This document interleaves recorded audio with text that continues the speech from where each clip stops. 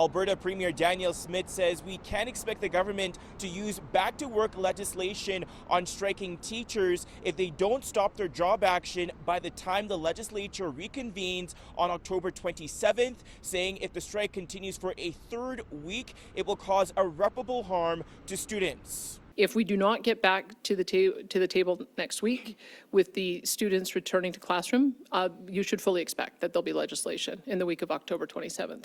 That's the Premier's comments after the Alberta Teachers Association refused the province's request to undergo enhanced mediation and go back to work on Monday, with the government taking the topic of student-teacher ratios off the table during those discussions. This limitation undermines any attempt at resolution. As strong and free Albertans, we will not be intimidated and ruled by threats that attempt to force us back to work. The Premier's defense for classroom ratios not being part of those talks: flexibility, saying it's a management issue as to why schools have large classroom sizes, not necessarily a lack of teachers, and that a targeted approach is needed instead. The leadership needs to understand that there's, what's the phrase, more than one way to peel a potato. As over 700,000 students remain outside of the classroom since the strike began on October 6th, labor relations experts believe as we get closer to the week of the 27th, there's less of an incentive for the province to make a deal. If back-to-work legislation comes, it'll be the end of negotiations. It'll be forced.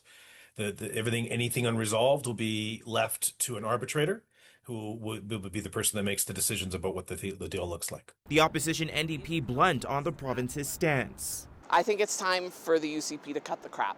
As Alberta teachers in the province remain deadlocked, the government is moving to make November diploma exams optional, with no effect on a student's ability, according to the province, to apply to, be accepted, or attend a post-secondary school. In Calgary, at Djan, City News.